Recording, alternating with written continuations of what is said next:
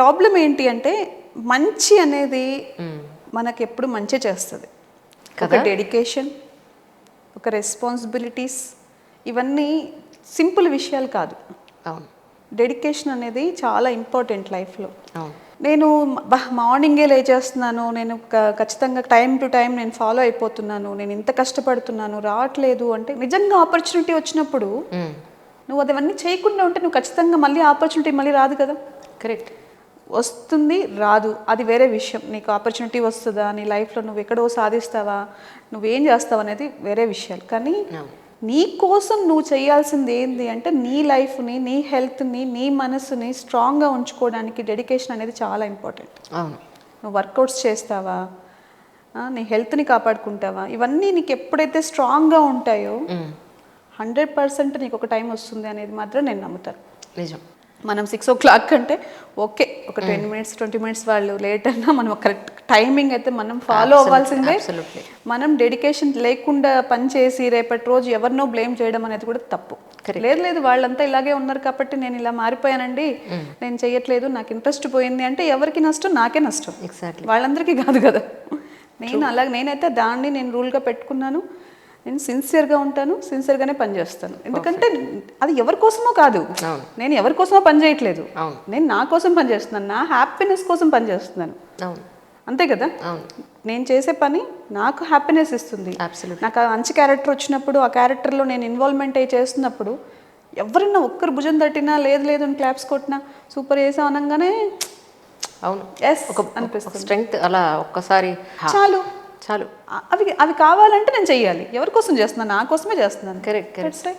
I'm happy today. కానీ మనం మన అమ్మల్లాగా ఉద్యోగాలు చేయకుండా లేవు. ఇప్పుడు మనం ఉద్యోగాలు చేస్తున్నాం, అది ఒక్కొక్కరిదే ఒక్కొక్క ప్రొఫెషన్. కానీ నిజానికి ఇప్పటి రోజుల ప్రకారం ఒక అమ్మాయి ఎలా ఉండాలి? 4 గోడల మధ్య ఉండట్లేదు. సొసైటీలో ఎంతో మంది మగవాళ్ళ మధ్య, క్రూరత్వం ఉన్న జనాల మధ్య, ఎన్నో రకాల చూపుల మధ్య వస్తున్నాం మనం సొసైటీలోకి. ఇప్పటి మన పిల్లలు కానీ, నెక్స్ట్ జనరేషన్స్ కానీ ఒక ఆడపిల్ల అసలు ఎలా ఉండాలి? అది హెల్త్ పాయింట్ ఆఫ్ వ్యూలో కానీ, ఒక క్యారెక్టర్ పాయింట్ ఆఫ్ వ్యూలో కానీ, లేదు వాళ్ళ పర్సనల్ డిగ్నిటీలో కానీ, ఎక్కడైనా సరే యూ టెల్ మీ రూపమా. ఎందుకంటే you are the right person. ఎంత కష్టపడి పైకి వచ్చావో నాకు తెలుసు. ఈరోజు ఇంతమంది గౌరవం ఇస్తున్నారు నీకంటే అది ఒక్కరోజులో వచ్చింది కాదు. ఎంత కష్టపడ్డావో పిల్లల్ని పెంచడానికైనా, నువ్వు ఈ ప్రొఫెషన్లో నిలబడడానికైనా, నీ హెల్త్ని చూసుకోవడానికైనా, మన మెంటల్ హెల్త్ని స్టేబుల్గా పెట్టుకోవడానికైనా ఎంత స్ట్రగుల్ అయ్యావో, ఈరోజు ఎంత చక్కగా నీ లైఫ్ ఉందో నాకు తెలుసు. So you are the right person to say the answer to the society. Anjali, 100% ఆడపిల్లలకి వాళ్ళకి ఏం కావాలో వాళ్ళకి తెలిసి ఉండాలి. ఎందుకు అంటే ఖచ్చితంగా వాళ్ళు చాలా సొసైటీ తోటి కూడా చాలా ప్రాబ్లమ్స్ ఫేస్ చేయాలి. వాళ్ళకు వస్తున్న చేంజెస్తో కూడా వాళ్ళు చాలా ఫేస్ చేయాల్సి ఉంటుంది. ప్రతి దానికి వాళ్ళు రెడీగానే ఉండాలి. అంటే ఖచ్చితంగా వాళ్ళకి ఒక క్లారిటీ ఉండాలి. క్లారిటీ లేకుండా పొరపాట్లు చేసేసుకుని ప్రాబ్లమ్స్ తెచ్చేసుకుని ఏడుస్తూ కూర్చుంటే ఎవరొచ్చి మనకు సపోర్ట్ చేస్తారు?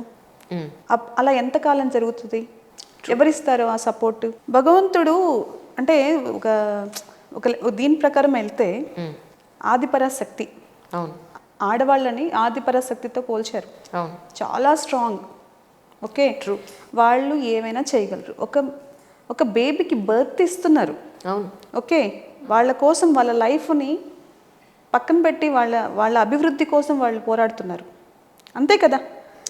ఒక ఫ్యామిలీని ఒక మంచి ఫ్యామిలీగా చేయడానికి వాళ్ళు 6 నిశలు కష్టపడుతున్నారు. ఒక లేడీ అంటే చాలా స్ట్రాంగ్. వాళ్ళకి ఏం కావాలో తెలియకుండా ఉంటే మాత్రం ఖచ్చితంగా ప్రాబ్లమ్స్ వస్తాయి కదా.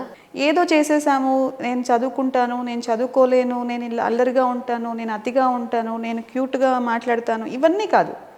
మనం ఏమైనా చేయొచ్చు. మన లైఫ్ మన చేతుల్లోనే ఉంటుంది, ఎవరి చేతిలో మనం పెట్టద్దు. కానీ క్లారిటీగా ఉండాలి. నాకు నెక్స్ట్ ఏం కావాలి, నాకు ఇప్పుడు నేను ఏం చేస్తే నాకేం వస్తుంది. కరెక్ట్. నీ యాక్షన్స్ బట్టే నీ లైఫ్ డిసైడ్ అయి ఉంటుంది.